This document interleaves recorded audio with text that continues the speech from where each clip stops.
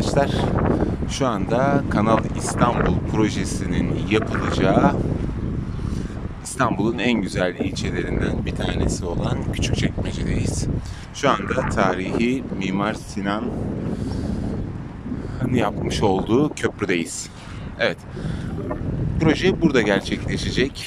Allah'ın izniyle herhangi bir aksilik çıkmazsa başkanımızın her zaman vermiş olduğu sözü tuttuğunu biliyoruz. Bu projede burada gerçekleşecek. Yazın bu Küçükçekmece Gölü'nde maalesef yemyeşil oluyor. Neden oluyor? Biliyorsunuz duran sularda bakteri üretimi oluyor, tenyalar çıkıyor vesaire vesaire. Şimdi hepsini tek tek sizlere bilimsel açıklamasını yapamıyorum. Çünkü bu konu hakkında bir bilgim yok. Şu anda bile, bakın şöyle göstereyim. Şu anda bile hafiften suda büyük bir kirlilik var. Şimdi hemen şu sol tarafta görmüş olduğunuz bir boğaz gibi bir yer var. Onun hemen yan tarafı E5 diye tabir edilen İstanbul'dan Beylikdüzü, Tekirdağ vesaire o taraflara giden şehirler arası yol oluyor. Tabii bu tarafta da bir yol var. Orası da TEM oluyor. Onu da belirtmek istiyorum. Şimdi burası herhangi bir yerle bağlantısı yok. Denizle bağlantısı yok. Bir göl vasfını taşıyor. Tek bağlantı, bakın denizle bağlantısı bu taraf. Fakat bu suda hiçbir akıntı yok. Çünkü deniz buraya bayağı bir uzak. Şimdi başkanımız der ki buradan bir geçiş sağlayalım. Bu geçiş sayesinde İstanbul Boğazı'ndaki gemi trafiği bitsin. Fakat yine her zaman olduğu gibi internet ortamında bu olaya karşı çıkan, imza kampanyaları düzenleyen,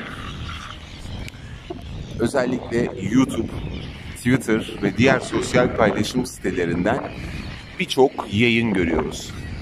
Bu yayınlar İstanbul'un felaketi olur, İşte İstanbul'un suyu kesilir vesaire vesaire. Bir ton bahane üretiyorlar. Neden üretiyorlar? Türkiye gelişmesin diye. Artık bizler bunları iyi biliyoruz. Bakın şu anda burası neden bu şekilde çok kalabalık? Herhangi birisi yiyecek bir şey atmadı. Çünkü neden? Burada kanalizasyonlar var. Kanalizasyonların olduğu bölgede de kuşlar, martılar bu şekilde, bakın hemen o tarafta da var, üşüşüyorlar tabii buraya. Burada kefal balıkları çok ünlüdür. Biliyorsunuz kefal balığı da pis olan göllerde, denizlerde yaşarlar. Hatta şurada görebiliyor musunuz bilmiyorum ama şu bölgede kefal balıkları da zıplıyor. Dediğim gibi bu proje yapılırsa eğer buralar müthiş derecede değerlenecek. Müthiş derecede ülke ekonomisine katkı sağlayacak. Ve en azından ve en çok sevdiğimiz de İstanbul Boğazı, tarihi yalıların bulunduğu boğaz tehlike altında olmayacak. Bu projenin mutlaka yapılması gerekiyor. Bunların her türlü araştırılması yapılmış.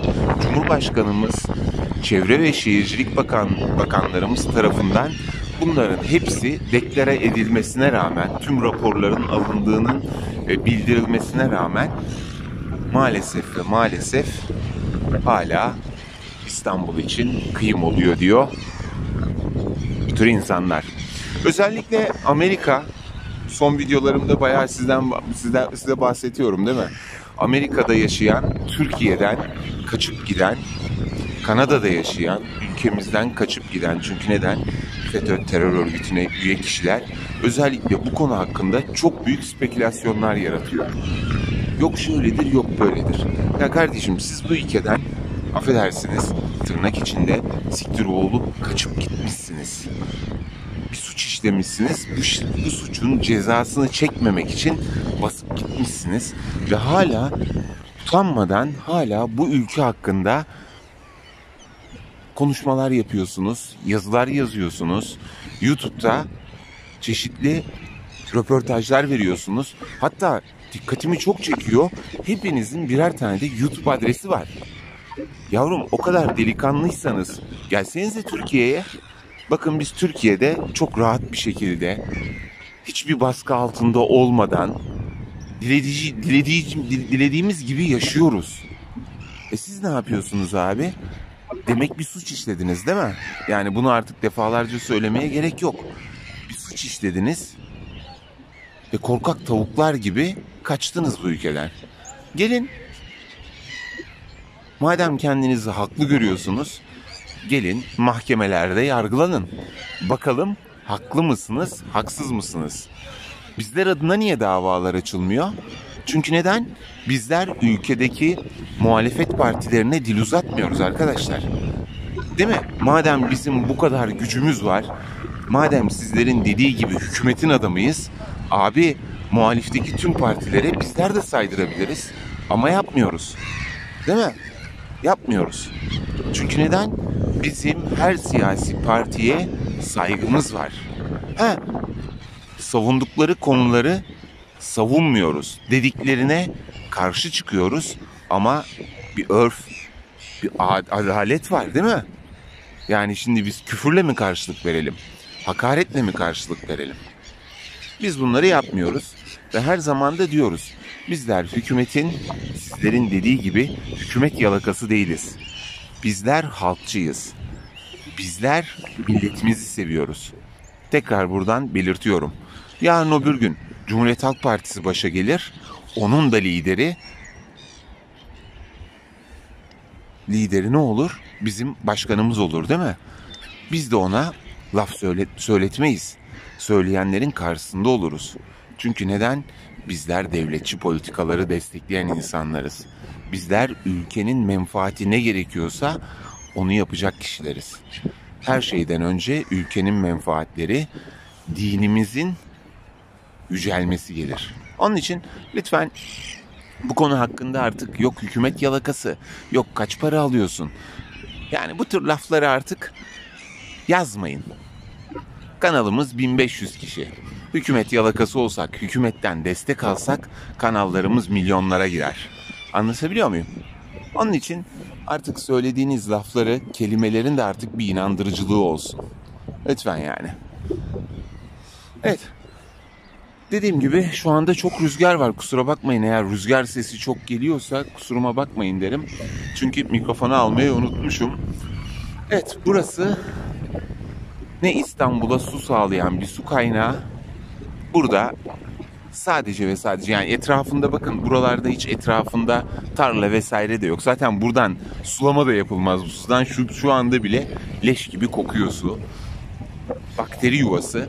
Ama buradan açıldığı zaman, denize karıştığı zaman burası artık deniz suyuna karışmış olacak ve burası artık temizlenecek. Gördüğünüz gibi hemen kenarlarında inşaatlarımız yapıldı.